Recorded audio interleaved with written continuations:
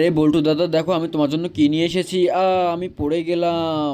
বল্টু, তুমি কি দেখে আসতে পারো না নাকি? হ্যাঁ হ্যাঁ হ্যাঁ বল্টু দাদা, আমি পড়ে গেলাম, আমার মুখে কাদা ভরে গেল। হ্যাঁ, কি দেখে আসতে পারো না? আমার গাটা একদম ভিজিয়ে দিলে। আরে দাদা, আমি তো তোমার জন্য মাংস আনলাম। হ্যাঁ, মাংস আনছো তো কি হয়েছে? যাও, তোমাকে এই মাংস দেওয়া যাবে না আমার গা ভরানোর জন্য। তো ভাইয়া, এই মাংসটা এখন রান্না করো। এত বড় মাংস তুমি কোথায় পেলে? আর এটা দিয়ে কি করব? তুমি এটা এখন রান্না করবে? আমি কাজ শেষ করে এসে খাবো এইটা। আচ্ছা ঠিক আছে, যাও তুমি, আমি এখন রান্না করছি। ওরা দেখার আগে বন্ধুরা, তোমরা যদি তোমার মাকে ভালোবেসে থাকো তাহলে ভিডিওটিতে লাইক করে চ্যানেলটিকে সাবস্ক্রাইব করে কমেন্টে বলে যাও তোমরা কোন ক্লাসে পড়ো। এই মাংসটাকে ভালোভাবে পরিষ্কার করে নিতে হবে। এরপরে এই মাংসটাকে ছোট ছোট পিস পিস করে কেটে নিতে হবে ভালোভাবে। এরপরে এই মাংসটাকে মাখিয়ে নিতে হবে। এই জন্য প্রথমে লবণ দিয়ে, উপর থেকে সস দিয়ে, একটু ময়দা দিয়ে এইটাকে ভালোভাবে মিক্স করে নিব। নিয়ে উপর থেকে একটা ডিম দিয়ে দিব। এই তো আমার মিক্স করাও হয়ে গেছে। রান্না করার জন্য কড়াইয়ের মধ্যে তেল দিয়ে দিতে হবে। দিয়ে উপর থেকে একটু গুঁড়া মরিচ দিয়ে দিব। দিয়ে কিছুক্ষণ একটু নাড়িয়ে নিতে হবে। এরপরে একটু পানি দিয়ে দিতে হবে। এরপরে একটু লবণ দিয়ে দিব। দিয়ে আরো একটু কিছুক্ষণ নাড়াচাড়া করে নিব। নিয়ে এইগুলা তুলে নিয়ে আমার মাংসের উপর দিয়ে দিব। এরপরে মাংসের উপর একটু মশলা দিয়ে দিব।